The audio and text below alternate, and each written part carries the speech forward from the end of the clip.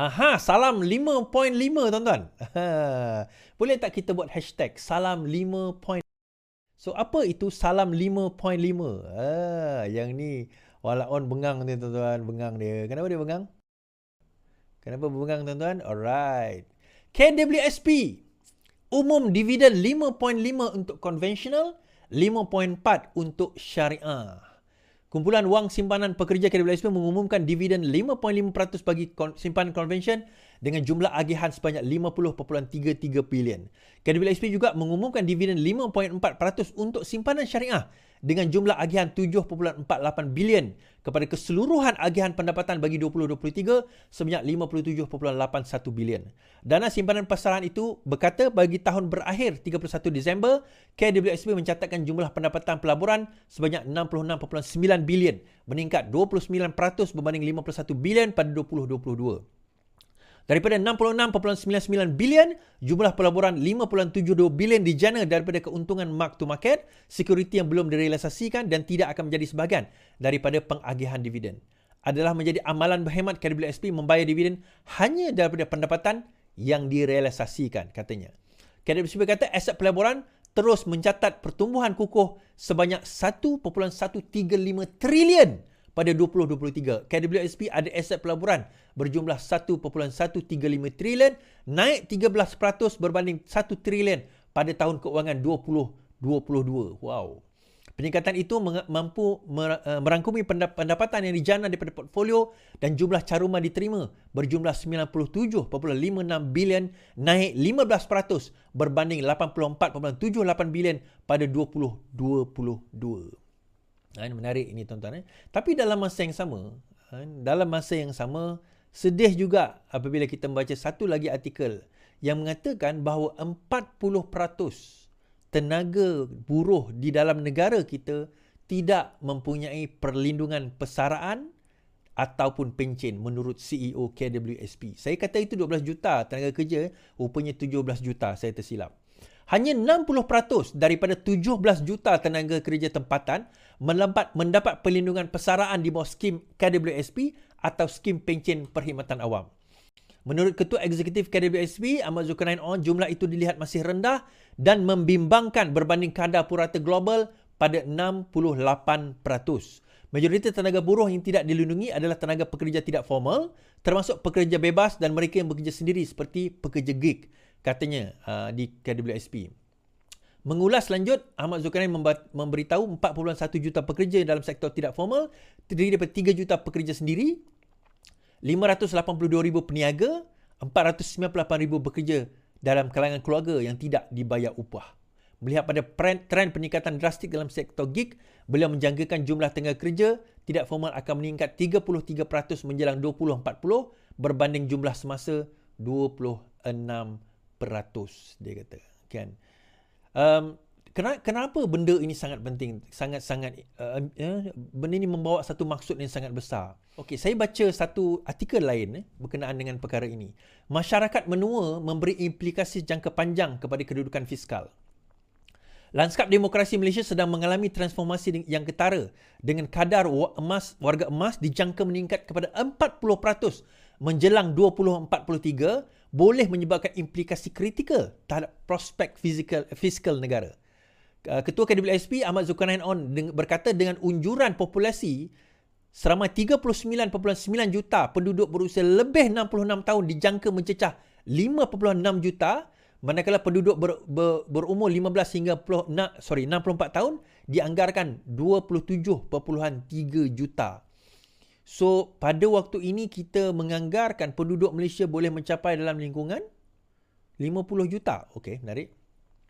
Kajian itu menunjukkan bagi setiap peningkatan 10% dalam populasi umur, kita akan lihat penurunan 5.5% daripada KDNK, katanya. Ahmad Zulkarnain menekankan bahawa apabila masyarakat semakin berusia, tekanan dan desakan ke atas sistem penjagaan kesihatan akan meningkat dan hasil cukai negara dijangka menurun apabila sebahagian besar penduduk bersara. Kos penjagaan kesihatan akan meningkat, begitu juga kos keselamatan sosial, memberi tekanan yang ketara kepada kedudukan fiskal, katanya. Beliau menyatakan dalam hal ini cabaran utama yang dihadapi termasuklah simpanan yang tidak mencukupi, yang memburukkan lagi pendapatan di hari tua. Majoriti orang dewasa dalam tenaga buruh tidak akan dilindungi oleh skim persaraan dan ketidakpadanan antara umur pengeluaran penuh dan umur persaraan minimum kebangsaan dalam tempoh jangka masa yang lebih panjang. Sementara itu, 2024 bakal menjadi tahun yang penuh peristiwa bagi KWSP kerana memulakan beberapa inisiatif untuk memenuhi keperluan ahli-ahli KWSP semakin berkembang, memastikan ketahanan awam dan kesejahteraan sepanjang tahun persaraan. Saya baca benda ni, saya teringat masa saya debat dengan seseorang dekat dalam TikTok dululah kan. Pakcik ni dia mempertahankan, saya rasa dia walaupun dia mempertahankan pada masa itu perlunya kita keluarkan duit. Perlu kerajaan keluarkan bagi KWSP kepada pencarum KWSP. Keluarkan lagi duit tu. Saya tanya berapa balance duit dia. Dia kata duit dia 20,000. Dia kata dalam KWSP dia ada balance 20,000. Dia dah berhenti kerja. Dia dah kerja bawa lori ke something like that. Dia kata dia nak keluarkan 20,000. Bukan bawa lori, dia berniaga. So dia kata dia nak keluarkan balance 20,000 yang balance dia tu. Umur dia 40 tahun tuan-tuan. 40 lebih tahun. Jadi dalam perbincangan kami, saya kata sebenarnya kerajaan tak perlu buat masa itu sekarang. Pertama, saya kata benda itu dia akan ada implikasi besar kepada KWSP dan negara. Terutama bila kita cerita tentang dividen ini. Kita berjaya mencapai dividen itu kerana KWSP berjaya recover 15% pertambahan daripada 1 trilion 2022 naik 13 ke 15% pendapatan ataupun pelaburan perawan KWSP disebabkan oleh pelaburan yang dilakukan oleh KWSP. Now, interestingly enough, setelah dia berkata demikian, apa yang saya cakapkan tu benar. Dan apa yang kita cakap ni, kita bukan cakap daripada kata-kata kosong, tuan-tuan. Kita melihat data. Yang pertama, data kita adalah usia menua rakyat Malaysia ni semakin tinggi. Saya ingat dulu masa saya sekolah rendah, usia secara purata rakyat kita 60 lebih tahun. Saya ingat sebab atuk saya, dua-dua meninggal umur dia 60 lebih. Ada seorang dekat nak 70, seorang 60. 60 dia orang dah meninggal. Sebab tu saya ingat average pada tahun 80-an lebih kurang macam tu adalah lebih kurang 60 tahun. Nah, sekarang ini average ni adalah lebih kurang 70 tahun. Pada tahun 2040, dijangkakan purata rakyat Malaysia hidup adalah 80 tahun ke atas. Ini jangkaan. Now, apa implikasi kepada negara, kepada fiskal? Fiskal ni maksudnya kepada keuangan negara. Implikasi paling besar adalah daripada segi kesihatan. Implikasi kedua terbesar adalah dari segi cukai. Apabila mereka mencapai lebih usia bersara 60 tahun ke atas, pada waktu itu mereka sudah tidak lagi bekerja.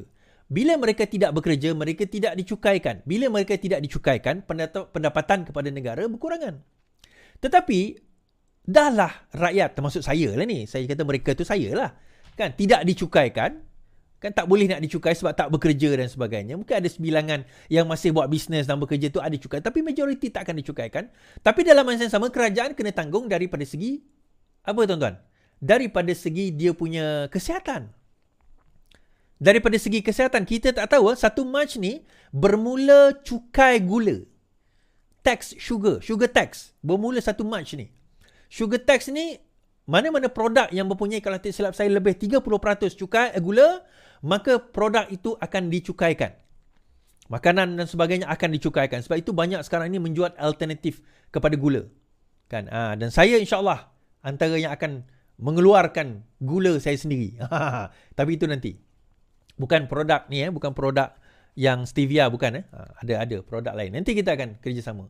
Dan siapa industri-industri besar yang nak bekerja sama dengan saya, yang ada masalah nak mendapatkan gula, boleh contact. Kita boleh buat B2B. Saya untuk consumer ni, saya B2C saya tak fokuskan sangat. Saya malah lebih fokus kepada business to business yang ambil dalam jumlah yang besar. Baik, itu cerita lain. Now coming back kepada apa yang kita buat tadi. Bila dah menua, kos perubatan kerajaan kena tanggung. Dia tak bekerja, so dia tak bagi pendapatan kepada kerajaan. Ini yang berlaku dekat Jepun. Di mana akhirnya golongan muda ni terpaksa menanggung. Dan sama juga saya sebut tentang akta pencen, tentang pencen tempoh hari. Bagaimana pada tahun 2040 nanti kerajaan kena menanggung 140 bilion untuk membayar pencen saja kerana usia makin orang kata makin tua, makin panjang. Ada bagus, ada tak bagus jugalah. Bukan kita nak suruh dia mati awal, bukan. Tetapi itu hakikat yang kita kena fikirkan sebagai kerajaan. Kerajaan dah kena fikir, so bagaimana? Sebab itu kita ada skim KWSP ni. Saya baru borak dengan kawan saya, Bang Man, Abang Azman, masa dekat airport tempoh hari. Saya borak dengan dia. Saya tanya, Bang Man ada berapa dalam akaun KWSP? Dia akan bersara tahun ini. Umur dia 55 tahun ini. 55 tahun ini. Dia kata, dia ada 200,000. Okay? Dan dia dapat pencen ilat lah. Dia dapat 1,500 setiap bulan daripada SOXO. Kerana ilat lah, ada pencen ilat. So saya tanya dengan dia, Bang Man, saja saya nak test dia. Apa Abang Man akan buat bila boleh keluar dia punya KWSP tahun ini? Apa Abang Man akan buat? Tahu tak, saya terkejut dia punya mentality dia tentang duit. Dia kata, saya takkan keluarkan 200,000 tu. Saya dah jumpa KWSP, saya dah tanya KWSP dan KWSP benarkan saya simpan duit tersebut sehingga umur saya 70 tahun dan saya hanya akan keluarkan setahun RM6,000. Saya kata, kenapa RM6,000 bang? Okey. Dia kata, saya dapat pencen ilat RM1,500. RM6,000 kalau bagi 12, 500. So 500 dengan 1,500, saya dapat 2,000. So setiap bulan saya dah dapat 2,000. Rumah saya tak payah bayar. Kereta saya tak payah bayar. Saya dah ada kereta, saya dah ada rumah yang tak payah bayar. Saya 2,000 tu untuk makan minum je lah, dia kata. Okay, interesting. Tapi dalam masa sama, dia kata, tak ramai yang tahu di dalam KWSP ni banyak package-package yang sebenarnya kita boleh tanya. Tentang pencen, tentang dia banyak pencen, apa orang kata, insentif di dalam KWSP yang kita tak boleh tak tanya. Kemudian saya kata, bang, saya calculate. Katakanlah abang ada 200,000. Sorry, bukan 200,000, 150,000. Dia punya akaun dia ada 150,000. Kata abang ada 150,000 sekarang ini. Dalam tempoh 25 tahun, umur abang 80, kalau abang tak keluarkan, saya kata, abang akan ada pada umur abang 80 nanti, kalau tak keluar, saya kira 650,000. Dia kata, ya betul Is. Ya. Saya calculate, kalau abang tak keluar lah. Kalau abang keluar 6,000 tu, saya calculate mungkin abang akan dapat lebih kurang dalam 400,000 by the time umur abang 80 tahun. Dia bijak. So, 400,000. Apa nak guna umur dah 80? Okay, kita ingat tadi umur dia 80, dia mungkin sakit. Dia mungkin ada penyakit dan sebagainya, mungkin nak kena jaga. Dia ada 400,000. Dia ada 400,000, dia tak payah susahkan anak-anak dia. Itu yang pertama. Kedua, katakanlah dia tak sakit. Kan ditakdirkan dia pergi dengan baik. Minta maaf Aman dia tengok saya punya live ni. At least dia boleh wariskan dengan anak dia 400,000 cash, tuan-tuan. Bukannya harta, rumah dan sebagainya, bukannya. Bukan, harta.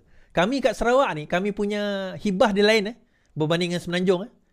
Hibah kami kat Sarawak lain berbanding kat Semenanjung. Wasiat kami pun lain berbanding Semenanjung. Undang-undang kami berbeza. Tetapi sekurang-kurangnya, dia boleh tinggalkan 400,000 kalau disimpan KWSP tu biar. Dia tak keluar habis. Saya kata, okay, kenapa abang tak keluarkan habis? Dia kata, aku nak keluar buat apa? Aku bukan buat bisnes. Aku tak perlu nak renovate rumah ni buat apa? Dia kata, rumah aku dah okey. Cukup apa yang ada. So, akhirnya dia kata dia boleh datang dengan 2,000 ke 2,500 sebulan. Okey lah duduk kat kampung. Itu dia. Sebab dulu dia kerja dia, gaji dia tak besar. Okey. Tapi tuan-tuan, sekarang ini starting pun mungkin yang mana yang corporate dan sebagainya. Tuan-tuan, jangan terkejut kalau dalam akaun tuan-tuan mana yang gaji 4,000 ke atas, 5,000 ke atas. Simpanan tuan-tuan, kalau tuan-tuan pergi cek tak lari. 800, 600 ribu ada dalam akaun KWSP. Kalau tuan-tuan bekerja lebih daripada 10 tahun. Tak percaya pergi cek. Tak percaya pergi cek. Kan? Seronok tuan-tuan kalau pergi cek. Ada rupanya. Pergi cek. Sebab tu saya kata simpanan hari tua ni sangat penting. Ingat tak dulu simpanan hari tua. Kenapa? Sebab bila hari tua nanti, kita tak boleh pergi jauh tuan-tuan. Kita tak boleh pergi mana-mana. You know what I mean tak? Maksudnya daripada segi kerja kita tak boleh bekerja. Kita tak boleh buat benda-benda yang tak sepatutnya lah. Sebab kita dah tua.